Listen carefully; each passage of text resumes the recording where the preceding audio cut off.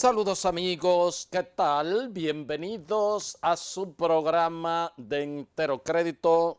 Muchas gracias por la atención que prestan al espacio televisivo. Bueno, ya vimos la decisión de la magistrada Kenya, que conoció la medida de coerción en el caso de la Lotería Nacional. Bueno, y lo que se esperaba y prácticamente, bueno, las negociaciones que hizo el Ministerio Público con parte 6 de los encartados a cambio de que revelaran su participación y aportaran pruebas que recibieron entonces arresto domiciliario. Por otra parte, señores, el gobierno lanzó a partir de este viernes un amplio programa de vacunación, sobre todo para las regiones sur y este del país, y yo creo que no solamente las autoridades oficiales, sino todo el mundo, organizaciones de la sociedad civil, religiosos, deportistas, todas las personas, artistas, comunicadores, periodistas que tengan alguna incidencia en los demás ciudadanos debemos motivar, acompañar e insistir a la población que la única manera que puede evitar la muerte del coronavirus es vacunándose. Sigue infectando el coronavirus y sigue matando gente. Por ejemplo, el Ministerio de Salud Pública reportó este viernes 1.266 casos nuevos para un total de 314.031 personas desde que se inició la pandemia. Con el boletín 456, el número de muertes se elevó a 3.742 con 9 notificadas. La tasa de positividad de este día, 20%, muy alta, 18.40 en las últimas 4 semanas. Sigue alto, 8.279 muestras fueron procesadas en las últimas 4 horas.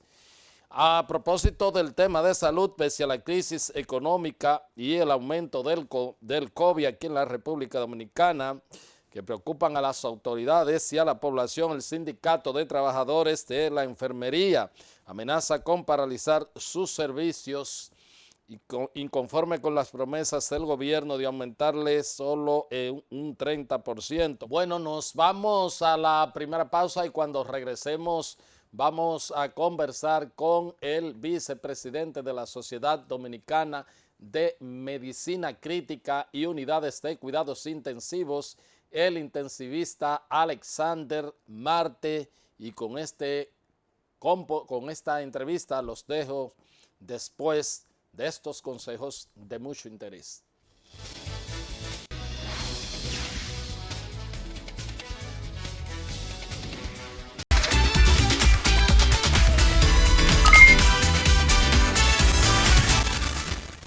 Bien, amigos televidentes, como le habíamos prometido, tenemos con nosotros al doctor Alexander Marte. Él es médico intensivista, tiene responsabilidad del área de la policía, del hospital de la Policía Nacional y además de Secanot.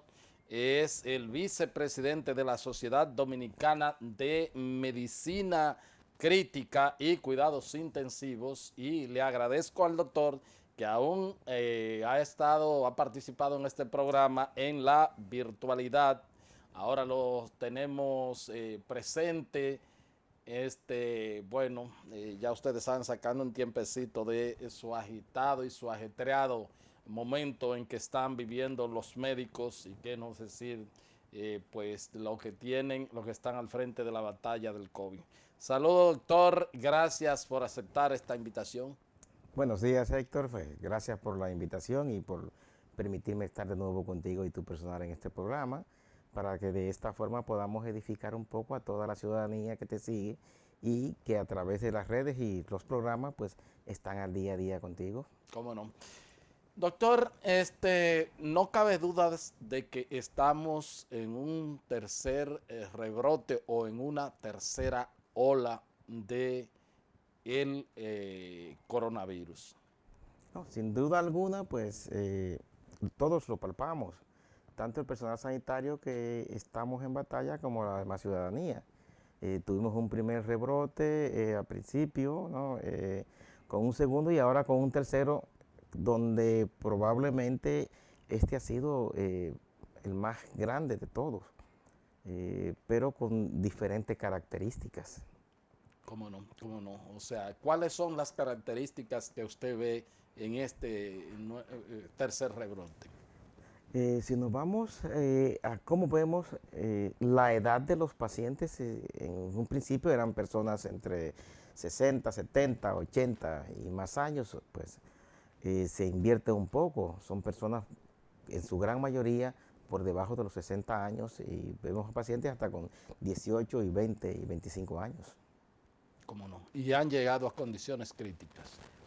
En esta vez, los pacientes en condiciones críticas suelen ser menor que la vez anterior. Siguen habiendo pacientes en condiciones críticas, pero no tan abrumadora como la primera ola. ¿Cómo no? ¿Cómo no? Pero ahora mismo las informaciones que se disponen, que se tienen, son que las unidades de terapias intensivas, sobre todo, están prácticamente, y hasta el mismo Servicio Nacional de Salud, en los principales hospitales de aquí del Santo Domingo, están que no le cabe un mandado, como se dice. Sí, sin lugar a duda, puesto que además, como nos dicen las autoridades, hay camas reducidas con respecto a la primera ola. No es algo que haya que tapar o que decir que no. Claro, las unidades de terapias intensivas están buscando el 80-95% de ocupación, mucho más en la parte privada que en las partes públicas. ¿Cómo no? ¿Cómo no? ¿Qué características tienen entonces las personas de esta edad, de edad menos de 60? ¿Por qué se supone que en personas como de 18 y 20, que podría ser un tema asintomático, pueden llegar a un estado de gravedad? Puede ser variante, puede ser, realmente qué es lo que está pasando en ese sentido? Sin lugar a duda, las nuevas variantes, personas con enfermedades como la diabetes, la obesidad que se han asociado, pero sobre todo personas que no se han vacunado. Alrededor del 80% de las personas que se reciben no se han vacunado, un 18% han recibido la primera dosis y un 1% menos han recibido las dos dosis. Pero sin lugar a duda, personas no vacunadas son los más afectados grandemente en esta ola. ¿Cómo no? ¿Cómo no? En el tema de lo que tiene que ver con... estuve viendo a la directora de la unidad de UCI en un programa de televisión, de la encargada de UCI de la ciudad sanitaria, y bueno, pues ahí habló, dentro de otras cosas, de la alta posibilidad de mortalidad en una persona ya cuando llega a una intubación. O sea, ¿cuánto llega una persona a una intubación? Y ya, ahí hay una condición bastante crítica. Fíjate, se recibe un paciente que tiene leve moderado, que son los que van a los centros de acopio. Pero ya cuando el paciente va a severo, que se ha agotado el oxígeno por cánula, oxígeno por una mascarilla, oxígeno por alto flujo por una mascarilla, y aún así, con las condiciones de que tú lo estás pronando, es decir, lo estás acostando boca abajo, que suele mejorar bastante estos pacientes, y aún así tú no mejoras la saturación de oxígeno, ya tiene que irte a colocarlo en la máquina. Estadísticamente, el paciente, después que tú lo colocas en un ventilador, tiene una mortalidad que sobrepasa el 70%. Dígase, de cada 10 pacientes que tú colocas en un ventilador, casi siempre se van a morir por lo menos 7. Por lo que uno trata de mejorar su situación usando todas las maniobras para tratar de no llevarlo hasta un ventilador. ¿Cómo no? Cuando se llega a un ventilador, generalmente es que ya los pulmones prácticamente han colapsado. No solamente un colapso, porque todo viene a nivel pulmonar, que es donde ocurre el intercambio del oxígeno. Tú traes un aire cargado de oxígeno y vas a sacar ese aire cargado de CO2. Pero ¿qué pasa? Que cuando tú no haces ese intercambio adecuado, primero afectas al cerebro, entras en narcosis, te pones irritable, no reconoces a nadie, te quiere parar, te quieres arrancar todo, hasta entrar en una depresión respiratoria y fallecer. Entonces, ¿qué hace el médico? Antes de que llegue a ese ahí y que tenga daños irreversibles, procede a la intubación. Pero la intubación es el último recurso. Si no logramos mejorarlo con la intubación, pues lamentablemente el paciente va a fallecer. ¿Cómo no? Cuando se da ese proceso de intubación, generalmente entonces comienzan a tratar de ver si hay una recuperación de la función pulmonar. Eso es lo que, esa es la próxima etapa, o qué pasa ahí en ese proceso. El tratar de recuperarlo desde el punto de vista respiratorio es nuestro trabajo desde que tenemos el primer contacto. Cuando lo colocamos en el ventilador, estamos tratando de dar tiempo al cuerpo, que los medicamentos actúen, que el cuerpo responda y que el paciente pueda mantener la oxigenación en el cerebro, corazón y la demás parte del cuerpo, a ver si ya con las maniobras, los medicamentos, logramos restablecer un poco. Hasta volver a tratar de llevarlo a unas condiciones mínimas que podamos sacarlo de la máquina. ¿Cómo no? Pero el ventilador es la última parte, porque si con el ventilador no logramos aguantar hasta poder rehabilitar, pues lamentablemente va a venir lo que ninguno queremos, que es la muerte del paciente. ¿Cómo no? ¿Cómo no? Doctor, y en ese 70%, y bueno, no es que uno se ría con este drama, que usted dice, bueno, que cuando las personas llegan a un nivel de ventilación, a un nivel de intubación, más o menos qué porcentaje de personas que llegan a una unidad de cuidados intensivos necesitan la intubación, o automáticamente cuando se está en intensivo hay un nivel de se va a intubar a la persona. Cuando el paciente llega a la unidad de cuidados intensivos es porque ya en sala clínica no puede ser tratado y tú tienes dos caminos. Lo colocas en el ventilador con la mascarilla, que es lo que llamamos el CPAP, a ver si puede con esto revertir o aguantar, y otros van corriendo al ventilador.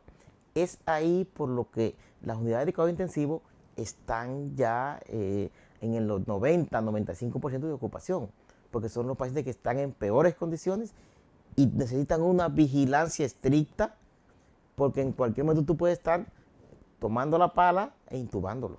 ¿Cómo no? ¿Cómo no? Pero entonces, doctor, esas estadísticas pudieran no coincidir entonces con los reportes de fallecimientos que hacen las autoridades. Ellos dicen, bueno, que hay que agotar todo un proceso o algo así por el estilo, pero conforme a lo que usted nos ha dicho, entonces el número de fallecidos podría ser más. Fíjate, lo que ocurre es que debe haber un subregistro. Y no porque las autoridades quieran esconder las estadísticas. Okay. Primero, un reporte no a tiempo. Segundo, que fallece y no tiene una prueba confirmatoria. Tercero, aquellos que fallecen en la casa por una u otra situación. Es decir, que hay un subregistro bastante amplio, pero que lo cual no podemos cargarle el dado a las autoridades. Simplemente las autoridades reciben el reporte que se les envía. Probablemente la clínica X, el centro privado X, no envía los reportes. Ahora bien, las autoridades están haciendo todo lo posible en la mañana tratando de comunicarse a todos los centros para recibir la información. ¿Cómo no? Que no llegue a tiempo, ya son otras cosas. ¿Cómo no? Y se envían, por ejemplo, a epidemiología o tienen un mecanismo de enviar los hospitales. Ustedes, en el caso de ustedes, si pierden un paciente, obviamente ya eso se les reporta a la dirección del centro, ¿verdad? Pero allá tenemos un epidemiólogo que se encarga de todos los días de recolectar los datos. Okay. Más por el Servicio Nacional de Salud, también nos comunicamos en horas de la mañana, donde ellos piden los datos de los fallecidos, las camas ocupadas y las camas disponibles y o ventiladores que hayan disponibles. ¿Cómo no? ¿Cómo no? En los centros que usted sepa, ya no solamente como médico, sino en su condición de vicepresidente de la Sociedad de Medicina Crítica y Cuidados Intensivos, a nivel del Gran Santo Domingo, ¿cómo está la situación de las camas UCI? La situación de las camas UCI en el Gran Santo Domingo es sumamente un poco caótica. Estamos a una ocupación entre el 80 al 95%.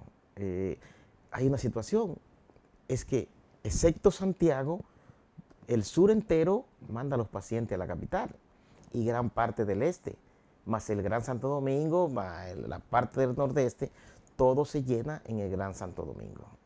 Pues es una de las razones por las cuales las camas de cuidados intensivos están a una situación ya bastante alta, bastante considerable, pero hay una situación, las autoridades están cada día gestionando abrir nuevas camas de cuidados intensivos y se está logrando. ¿Cómo no? ¿Cómo no? Parece que en el sur la situación está picante. Parece que hay un grado de infección bastante elevada. El sur que se había mantenido un poco tranquilo, pero parece que ahora, parece que también un poco la geografía de la pandemia se ha movido. Si vemos que Santiago y San Francisco están tranquilos, que en la primera ola fueron verdaderamente terribles, también La Vega, pero entonces ahora vemos el sur y el este, es lo que indica, eso es lo que ustedes están viendo. Si nos podemos ver, hay una gran cantidad de inmigrantes del sur aquí en la ciudad. Si tenemos las más grandes afecciones en el Gran Santo Domingo, ahí viene Semana Santa, todo el mundo se va al interior. Si nos vamos a Barahona y Azua, tienen playas. Por eso Barahona y Azua están bastante afectados hoy en día. También viene el Día de las Madres. Entonces, vamos de aquí afectados, no tomamos las medidas que se recomiendan y por ende aumentan los casos en esos pueblos. No es mentira. Azua, Barahona y San Juan tienen bastantes casos hoy en día. ¿Cómo no? Y me imagino que no tienen la capacidad de lidiar con pacientes en estado de gravedad y en estados críticos. O sea, la infraestructura que tienen quizás es muy pequeña y no tienen tal vez el personal, porque otra cosa que vamos a hablar es abrir una sala UCI, ¿qué significa? Entonces parece que allá no tienen más o menos todas esas infraestructuras que se requieren. Fíjate, una sala UCI es un lugar, yo te diría, un altar, un púlpito, es un lugar sagrado, donde tú vas a estar con pacientes críticos, con un ventilador. Pero un ventilador en manos inexpertas es un arma letal. Lamentablemente estamos luchando por expandir los intensivistas en la zona sur del país. Ya San Cristóbal tiene intensivistas bastante, Baní tiene intensivistas, ya en Azo tenemos una intensivista y va otro más. En Barahona tengo entendido que esta misma semana hay una intensivista de la que nosotros hemos formado que se va a establecer en Barahona y otra se va a establecer en San Juan. En Azua, que habíamos luchado desde el año 2005 que llegamos al país por abrir la unidad de cuidados intensivos del Hospital Taiwán, hemos tenido la gran noticia de que ya hace un mes o dos se abrió la unidad de cuidados intensivos del Hospital Taiwán en Asua y eso disminuye un poco el flujo de pacientes críticos de Asua para acá, pero sabemos que probablemente las condiciones y el personal entrenado no es la más adecuada, pero se trata de hacer el trabajo. Cómo no, porque usted dice que bregar con un proceso de ventilación asistida para, no cualquiera lo podía hacer, no cualquier médico lo podía hacer. Para estar manejando un ventilador mecánico, tiene que ser un médico que tenga el entrenamiento, porque no es agarrar, intubarlo y conectarlo. Es una máquina, un cerebro que actúa como lo programemos, pero va a interactuar con un ser humano que actúa diferente a la máquina. Entonces podremos armar un ring, podemos poner a pelear la máquina con el paciente, donde yo soy el referee. Lo normal que se hace es que se trata de llevar el paciente a lo que da la máquina. Debe ser lo contrario. Es coordinar que la máquina le dé la necesidad que tiene el paciente para así poder amortiguar su situación e ir mejorando hasta lograr poder separarlo de forma satisfactoria de dicha máquina. Un ventilador en una mano inexperta es un arma mortal. ¿Cómo no? Y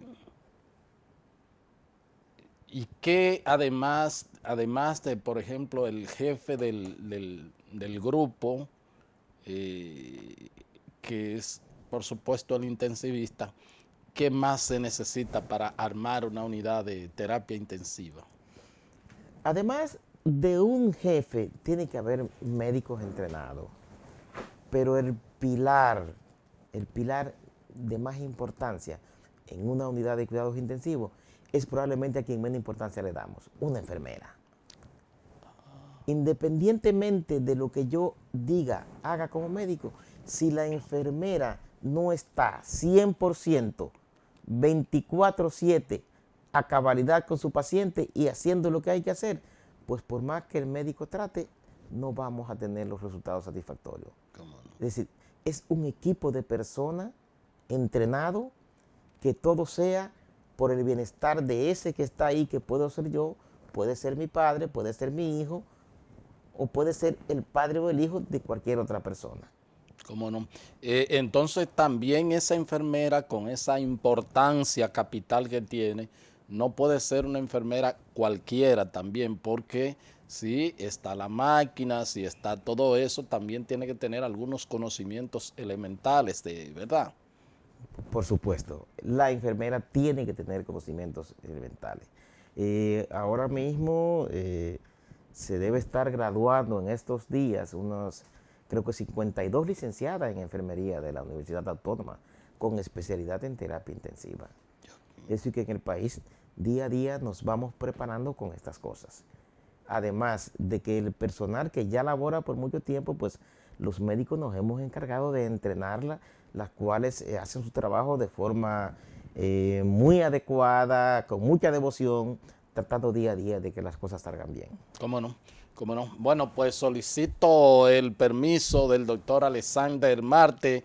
Él es un médico de unidad crítica con responsabilidad en el Hospital de la Policía Nacional, que ya está totalmente habilitado para COVID, y también en Secanot, la unidad de cuidados intensivos de Secanot. Vamos a una pausa y ya regresamos entonces con la parte complementaria de la entrevista.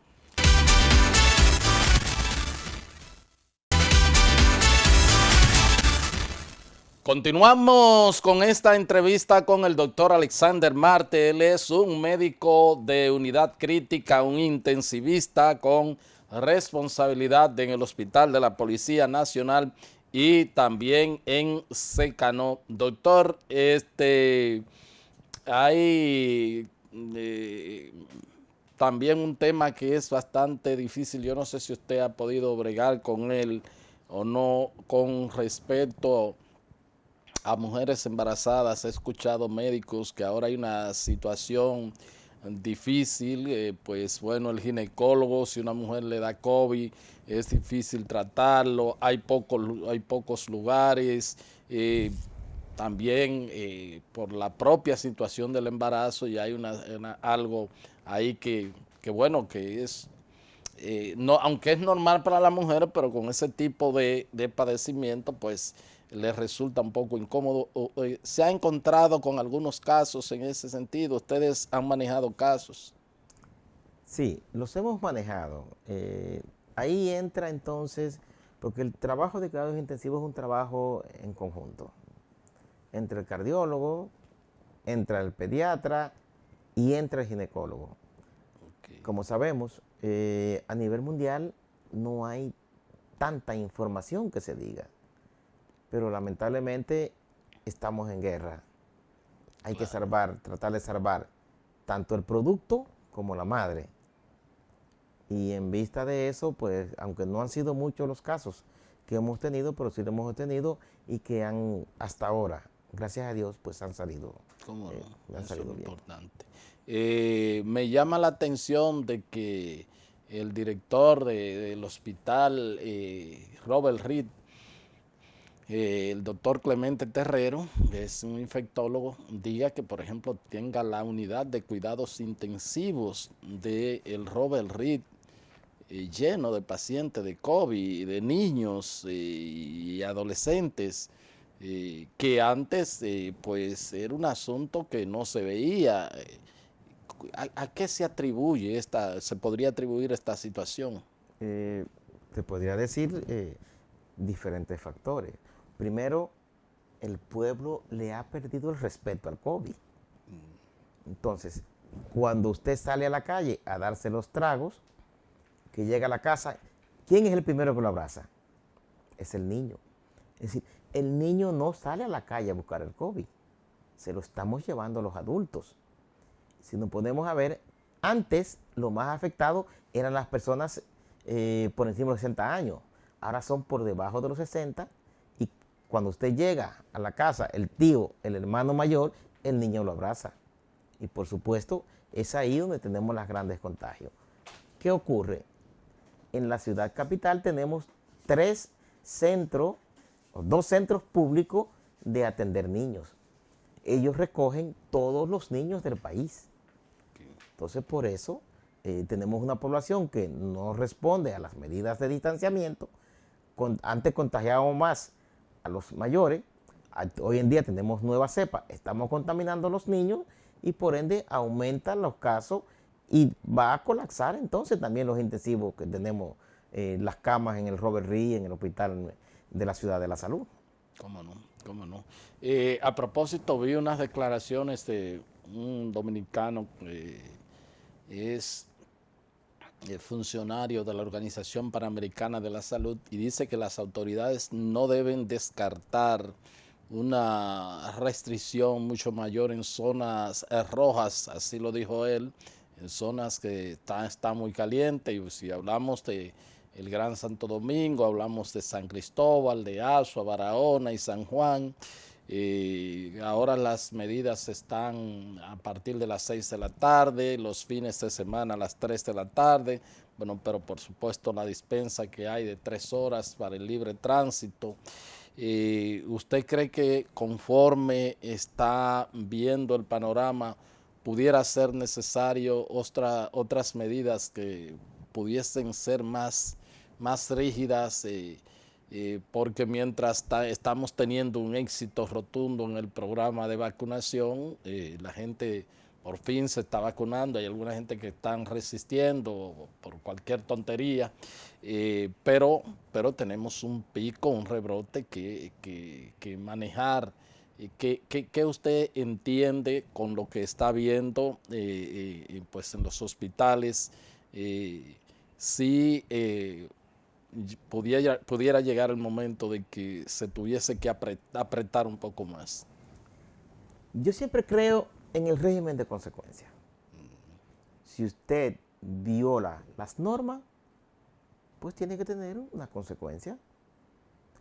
No no cabe duda que cuando las autoridades analicen próximamente cuál ha sido los resultados de las nuevas restricciones, si no han dado los resultados esperados, seguro que va a haber que restringir un poco más.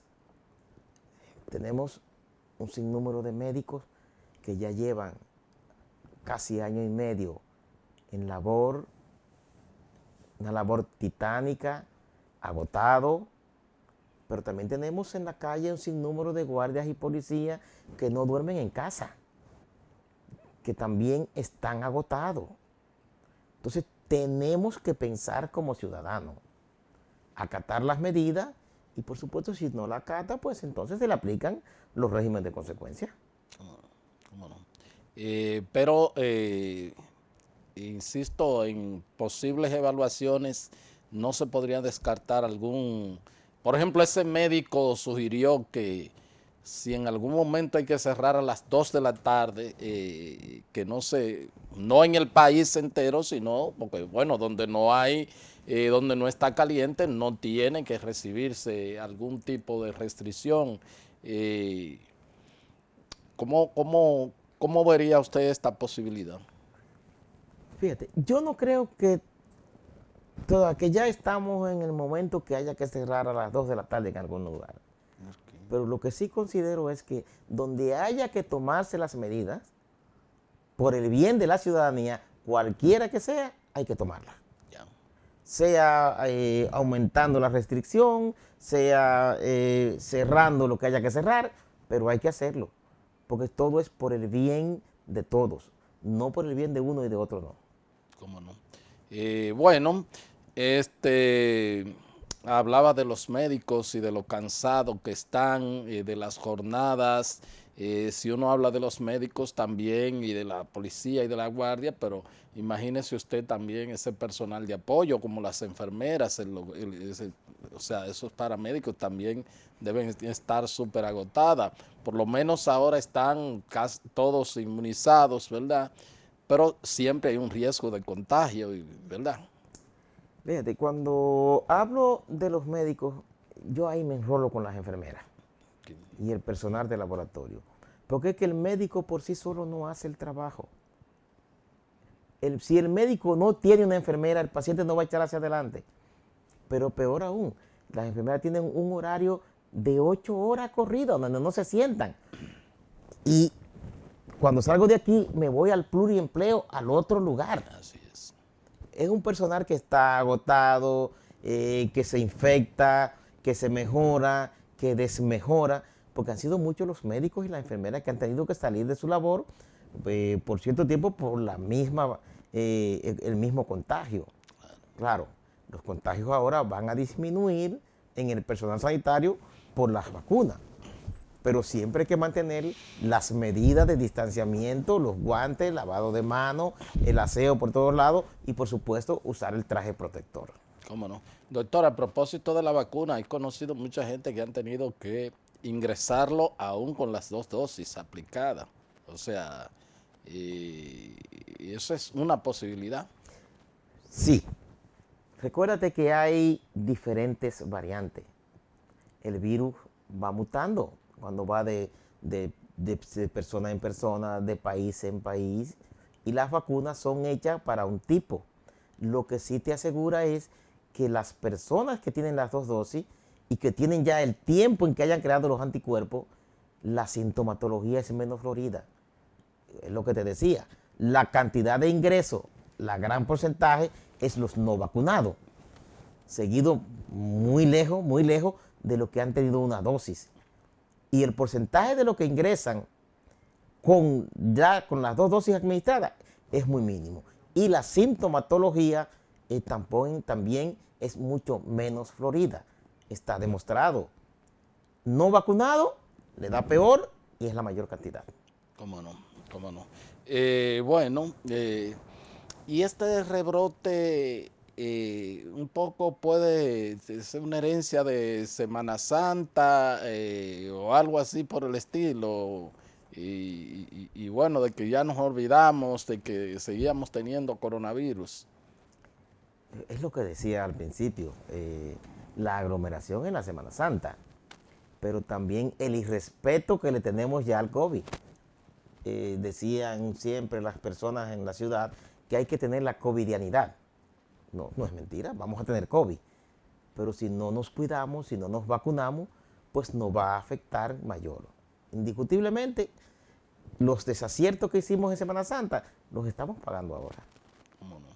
Y probablemente también, aunque tuvimos algunas restricciones, lo del Día de la Madre, que hubo muchas actividades, parece que van a traer sus consecuencias.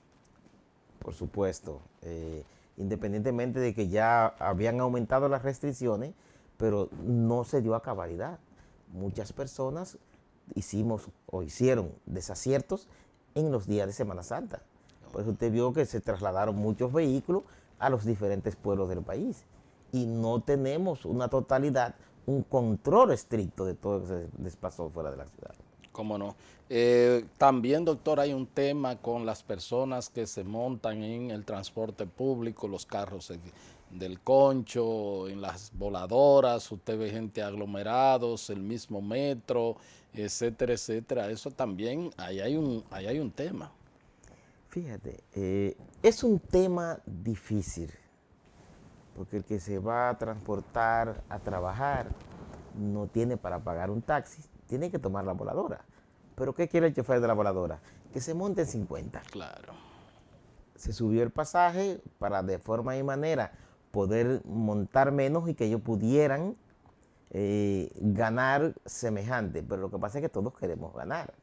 Y esto es un problema que no es del gobierno, de los transportistas, es una situación del pueblo. Y todos tenemos que sacrificarnos de una forma u otra para poder ayudar a ver cómo podemos salir, mejorar la situación en esta pandemia.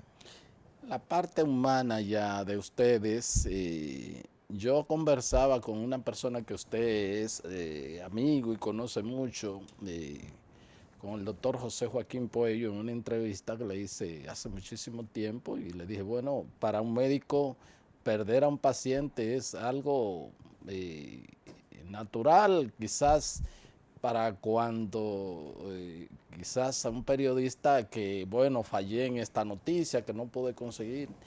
Y él me dijo, claro, la comparación era muy dura, pero lo que quiero decir es que el trabajo tiene que continuar, ¿verdad que sí? Y él me dijo que no, que cada vez que se pierde un paciente, el médico siente una reacción totalmente de impotencia, si cree que pudo haber hecho algo más, aunque haya pues todo lo que la ciencia ha estado disponible y que como quiera es una emoción humana distinta que se tiene. Ustedes bregando con toda esta gente y algunos de los cuales, qué sé yo, le han podido pedir o algo, o el que pueda hablar o el que pueda decir. Además, esta tragedia de esta enfermedad es, eh, tiene la particularidad de que no se puede estar con los seres queridos, ni siquiera cuando se comienza a hospitalizar, es más, en la propia casa ya si hay que aislarlo. ¿Cómo es todo esto para ustedes? Manejar, porque la parte emocional también del paciente, la falta de solidaridad, de tener al ser querido, ha sido todo un drama. ¿Cómo manejan esta situación? Mira, vaya mi respeto y mi cariño por el maestro Puello. Me ha dado la oportunidad de estar trabajando de cerca con él los últimos 15 años. Es una persona que tiene todo el talento como ser humano increíble. Así es. Yo que te digo que quien recibe los pacientes, que él opera allá en Secanó, es una persona que tengo vasto conocimiento sobre él. La situación con los pacientes y la pandemia, yo te diría que personalmente creo que es la única enfermedad donde el paciente muere abandonado. Abandonado en el sentido de que muere con alguien que no conoce. Un familiar angustiado, un paciente que te lo entrega, no sabe si lo va a volver a ver. En la primera ola, yo llegaba a mi casa en estado depresivo todos los días.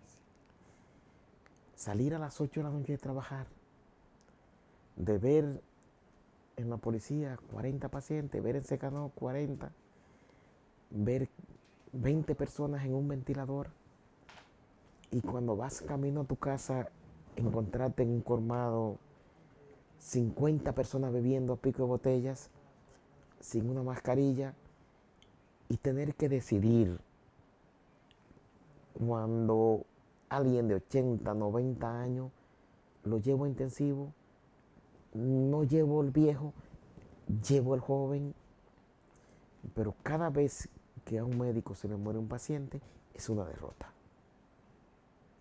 Te marca para toda la vida. Es algo muy difícil de vivir.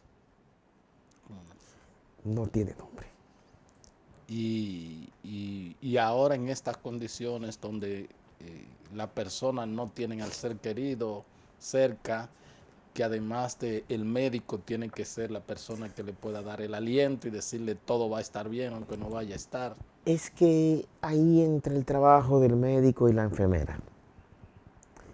Además de ser quien te doy el medicamento, es quien te doy el aliento, pero es quien enfrenta al familiar por el teléfono diciéndole, está mal, ha mejorado. Y doctor, ¿y qué usted cree? Mira, no creo.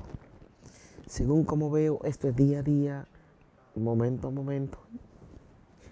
Es algo incomparable. Bueno, las lágrimas del doctor están diciendo todo lo que estamos viviendo en este drama, en un drama que la gente tenemos que con estos héroes que estamos, que tenemos en el frente de batalla, no solamente pensar en nuestros seres queridos, no solamente pensar en personas que no conocemos y que quizás podamos infectarlos, pensar, señores, también en estos hombres y mujeres que pues han abandonado su vida prácticamente, su familia, sus seres queridos, se han expuesto, muchos han perdido la vida en esta guerra y bueno, lo están haciendo por salvar otra vida, porque también se han quedado compañeros de ustedes y compañeras en esta batalla, ¿verdad que sí? Personalmente tengo una historia muy difícil. Yo tenía mi compañero de estudio, hizo el área de ginecología. Yo tenía unos 4 o 5 años que no lo veía. Y me llama una tarde, una mañana, Waldo Suero. Mira, tengo ahí un médico que está muy mal, que no tengo dónde colocarlo. Y para mí, lo peor fue cuando lo voy a recibir, era mi amigo. Wow. Lamentablemente, 5 o 6 días después, yo tuve que decirle a los hijos de mi amigo que él había fallecido. Te marca por toda la vida. Son situaciones inolvidables. Terrible, terrible. Sumamente. Terrible. Doctor, no le preocupa cuando ve a algunos líderes religiosos, algunas personas con cierto conocimiento cuestionando las vacunas, que es lo único que nos puede salvar de esta tragedia? ¿No le preocupa gente que tiene muchas incidencias en otras personas y que le creen y le siguen? Mira, es preocupante. Es preocupante cuando ciertos líderes, porque tú no puedes decir que no tienen liderazgo, te dicen a los que lo siguen, no te vacunes. Ahora, la pregunta que yo le haría es la siguiente. A esos que le dicen que no se vacunen, me imagino que le dirán, cuando tengan el COVID, no vayas al médico. Porque ¿qué van a hacer cuando eso estén enfermos de COVID y no puedan respirar. Porque hasta ahora, para prevenirlo, tenemos dos cosas. Las medidas de distanciamiento, que las estamos cada día violando, y las vacunas. Entonces, aprovechemos esas dos cosas. Hay millones de personas en el mundo que quisieran tener la vacuna. Y aquí, gracias a Dios, gratis la tenemos. Entonces, con el respeto que se merecen, cualquier persona que diga que no se la pone, yo respeto que no se la ponga. Pero no trate de inducir a los demás a que no lo hagan. ¿Cómo no? Bueno, agradezco al doctor sinceramente y ha hablado el profesional, ha hablado el ser humano, ha hablado con la ciencia, pero ha hablado el corazón, ha hablado el sentimiento. Todos hemos perdido seres queridos muy de cerca, amigos que no nos reponemos. Y lo más doloroso es cuando uno no puede ni siquiera ir a despedir a un amigo, a acompañar a su familia, a darle el abrazo solidario, a orar y a rezar por el eterno descanso cerca, porque nada se puede, nada, todo está a la distancia y todos hemos sufrido esta tragedia. Doctor, le agradezco mucho su participación y sus testimonios personales que ha dado, y yo creo que pues en honor y tributo y respeto a lo que hacen estos hombres y estas mujeres, por lo menos amerita que tengamos un comportamiento decente nosotros los dominicanos, y la única decencia es cumplir con las medidas sanitarias, respetar el distanciamiento. El doctor y yo no tenemos mascarilla, los dos estamos vacunados, pero estamos a más de 2 metros conversando. Hay que también usar la mascarilla cuando se está interactuando de cerca. La higiene constante, sobre todo el lavado de las manos. Si no puede lavarse las manos porque usted en la calle y anda con algo de alcohol, por lo menos hasta que usted llegue a su casa, y vacunarse. Lo otro es apostar al coronavirus y apostar a la muerte. Muchísimas gracias, doctor. Gracias, Héctor. Gracias a ustedes por haber estado con nosotros, y será pues hasta otra entrega de su programa de Agenda. Hasta entonces.